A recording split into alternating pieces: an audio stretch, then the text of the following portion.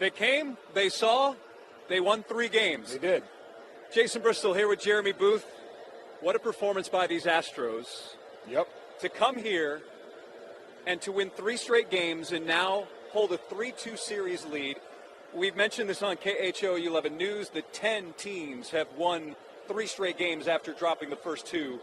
7 of those, or 70%, have gone on to win a World Series championship. Jeremy, how is this team able to string 3 solid games in a row after what we saw in those first 2 at Minute Maid? Well, we talked about, at the beginning, we talked about a 7-game series, right? 2 games go to one team, 2 games go to the other, and the other 3 are up for grabs. And what you've seen now is the Astros have won one of the games that was up for grabs, and that was last night with Jose Urquidy. You see, what happens tonight with them just beating. They just beat the Nationals. And you see what happened in Houston where they gave away a couple of games. That's the Nationals too, right? So you're in a position now where they kind of got their 2. Houston's got their 2, and the one that was kind of up for grabs they've got. That's how you get to 3-2. And thankfully you get to go back to Houston now with a chance to win needing to win one game and 2 chances to do it. All right, so being that we're here on Facebook Live and other platforms, ask us your questions. I mean, we have a former Major League scout right here. That's what we have him here for, is to answer your questions. And you sometimes answer mine, too. I do. Sometimes. Yep. Yeah. All right, so let's check in with those checking in.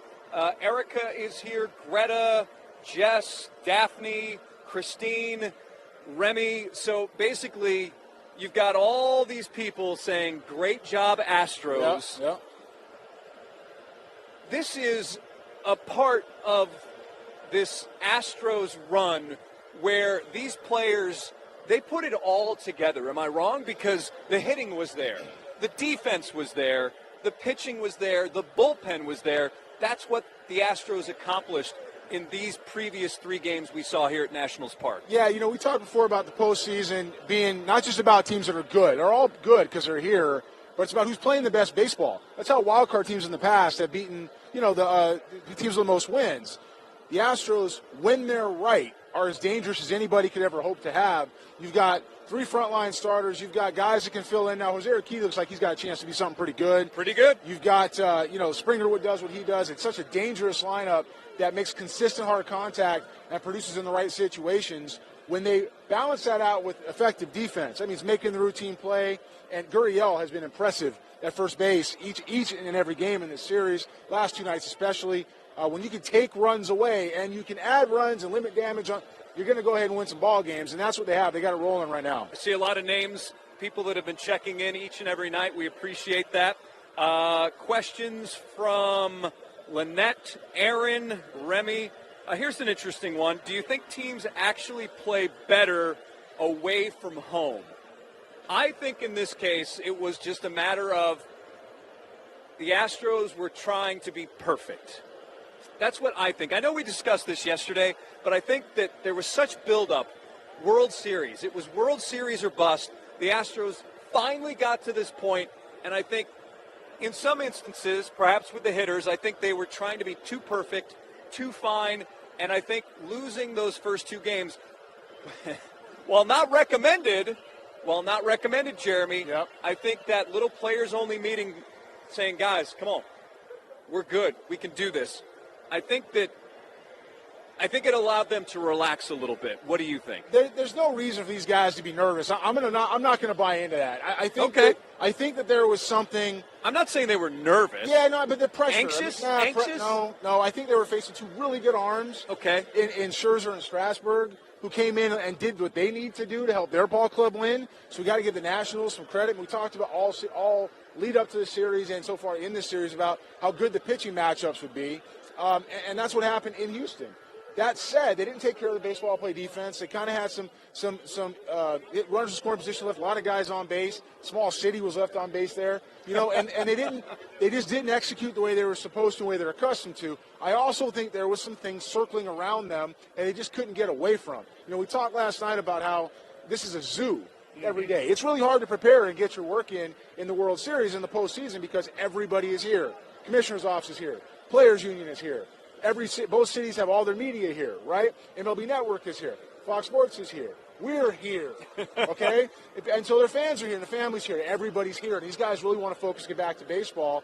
And when you're watching these type of things go on, they need to center themselves. So any other additions that kind of can infiltrate that clubhouse can be a distraction.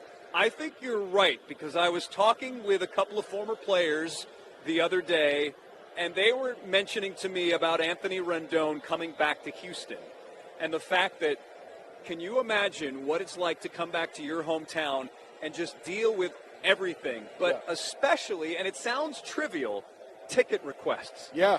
I mean, can you imagine these guys, they've got to take care of all that stuff.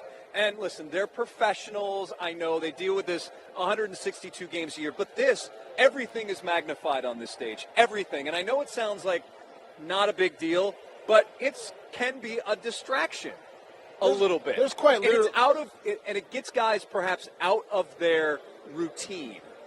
Yeah, there's quite literally billions of people watching this thing around the world. And when you're looking at every country being able to access this thing, and you're looking at you're playing in a fishbowl. You're in a stadium that's got 50,000 people every night. You've got everybody wearing colors. You've got fans. You've got your friends. You've got your family. George Springer took BP today. I think I saw in a Bradley jersey, right? Okay. Yeah, it's like that's the type of stuff they're doing to keep themselves back and be focused. I'm not going to buy that they felt any undue pressure. I think that there was just a lot going on around them that was kind of breaking their sanctity of their clubhouse. And to that end, once that was kind of lifted, what I will continue to do is give the clubhouse culture and A.J. Hinch and those players, all these superstars just wanting to play together, okay? It's just such a unique environment to be a part of. A.J.'s done a great job, and he's as responsible as anybody for how they've gotten this far. I will give credit to A.J. He sticks with guys. He believes in these players. Yordan Alvarez, who obviously is on a track to be an all-star many, many years. But listen, he has struggled. He was hitting .045 in the ALCS. Yep. He's now had 6 hits, I believe, in this World Series. Carlos Correa, certainly a plus defender. You've got to leave him in there. But he's a guy that you want in there, but he's come around big moments with home runs. I mean, he has hit very big home runs. So I think A.J., the way he manages this group, in situations like this is where he truly excels, in my opinion. Not to say that he's perfect, because no one's perfect. I think he should have left Urquidy in for another inning. Right. But he handles all of this, and I think he handles it well, and I think he gets rewarded 85, 95, well, about 85% of the time and 85% of the decisions he makes. Yeah, I think that Yordan Alvarez will probably get a little bit of a pass from me. Okay. Because he's really never been here. Yeah. He started off, came up in May, right? So it was later June, than that, because yeah. he's never been here. And Jose Urquidy started, you said last night, Amarillo Sod Poodles. Poodles. Was playing against the Amarillo Sod Poodles his first start of the year in Double-A. Yeah, so, I mean, these guys, those two guys kind of get a little bit of a break for me. But, Will Harris said it the other night. He said, everybody's been here. We've been here, right? So they're accustomed to that. What needs to happen is good managers know how to get the most out of their players.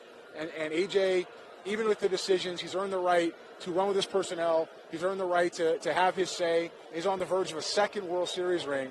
And that's a feat that a lot of guys only play in one. A lot of guys only play in one. He might have a chance to get 2 rings. Yeah. That's pretty good.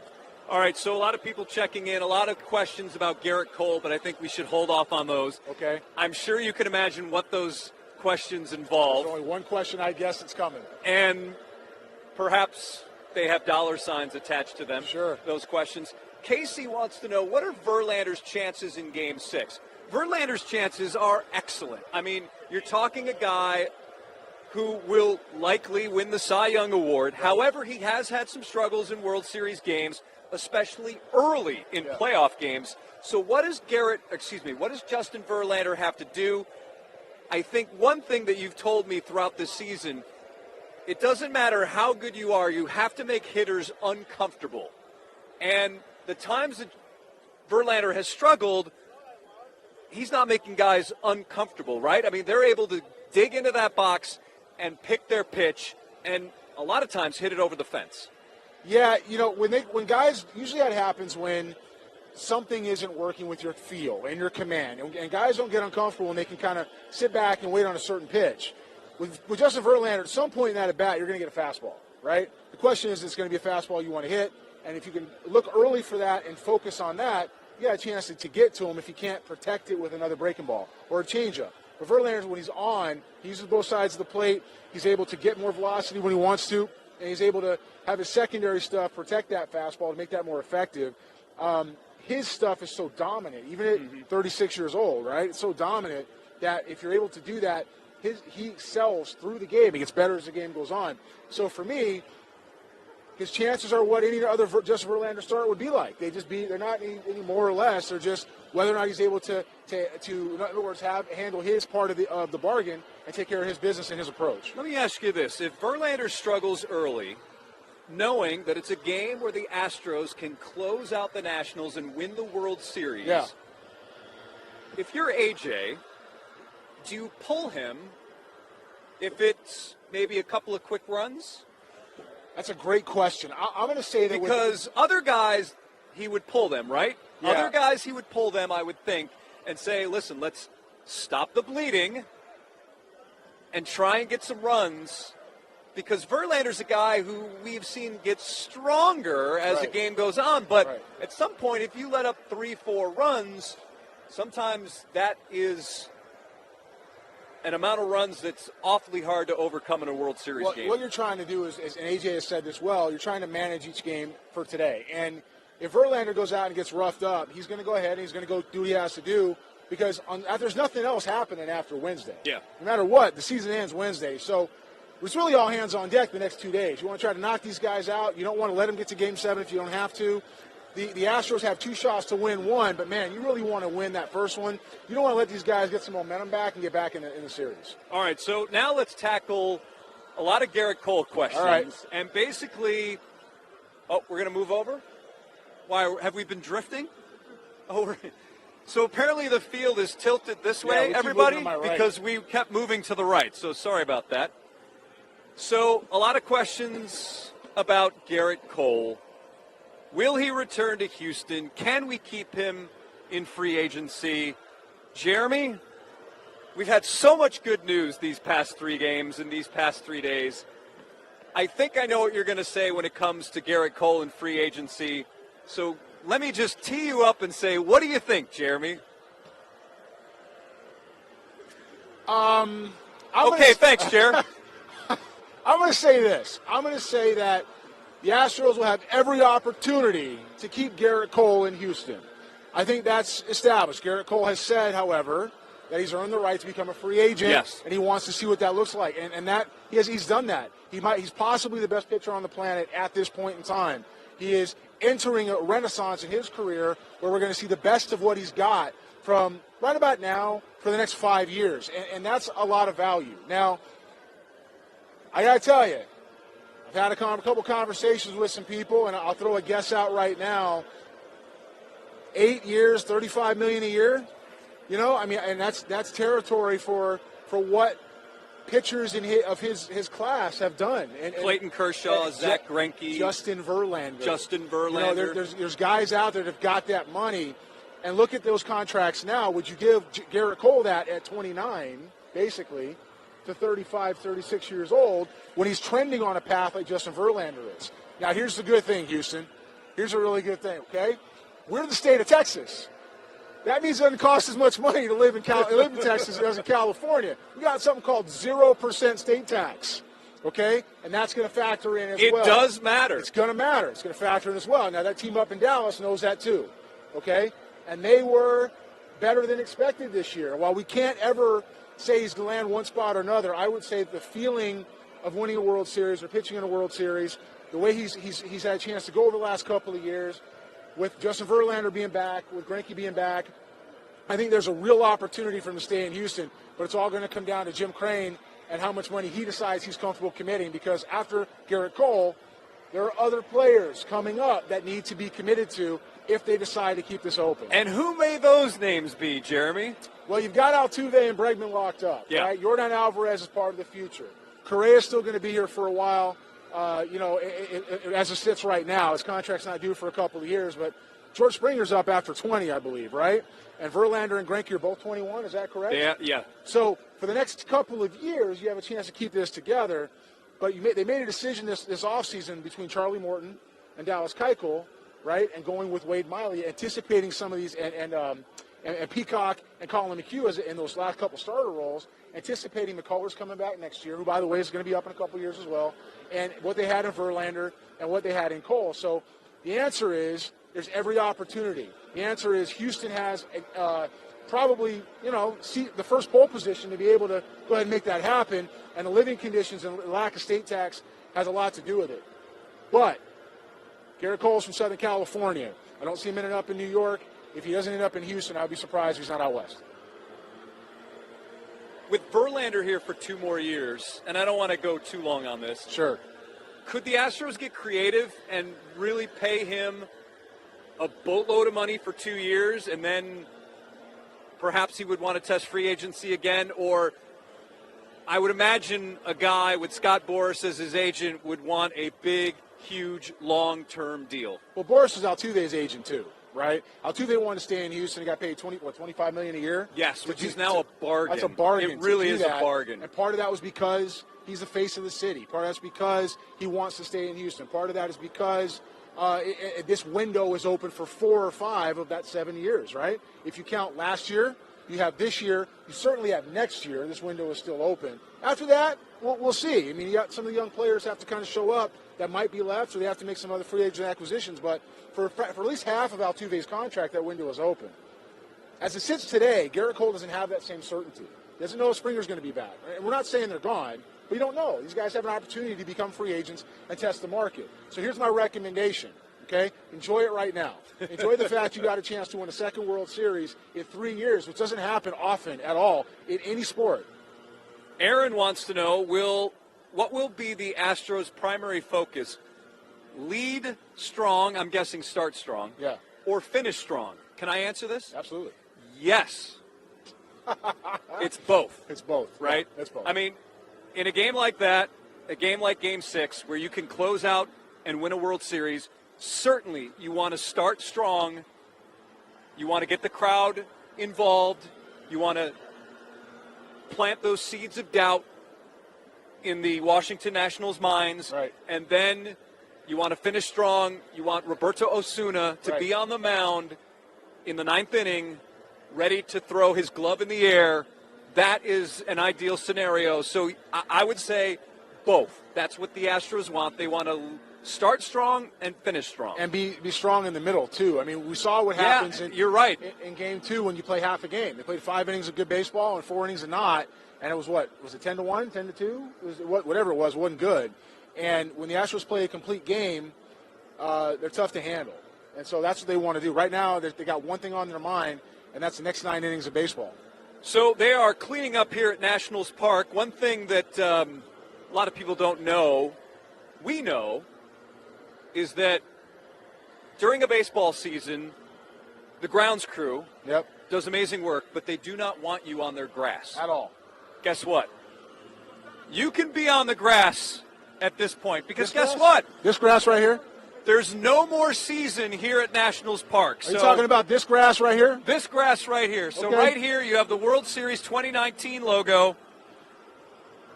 And what's going to happen is they're going to turn off these lights, and that's going to signal and symbolize that this portion of this World Series journey is over. That's right. And now we are heading back to Houston with 2 chances to win 1.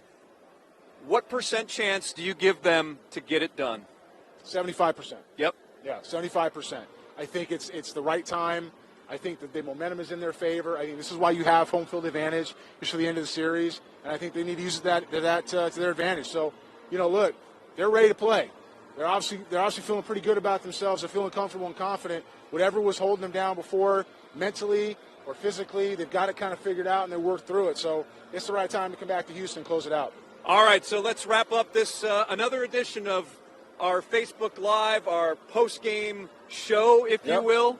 So we'll be back on Tuesday night. Who knows what's going to be in store? Will it be a victory party, or will it be a planning for a Game 7? We will all find out together, right? Do. By the way, kudos to the Astros fans here who are turning the Baby Shark song into Take it back, take it back. That was really creative. Good.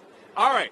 Thanks, everybody, for watching these past 3 nights. We appreciate you. We appreciate you watching, and we appreciate you watching KHOU 11 News. For Jeremy Booth, Jason Bristol, signing off. And Sergio Soto behind the camera, signing off from Nationals Park. We'll check you next time from Houston.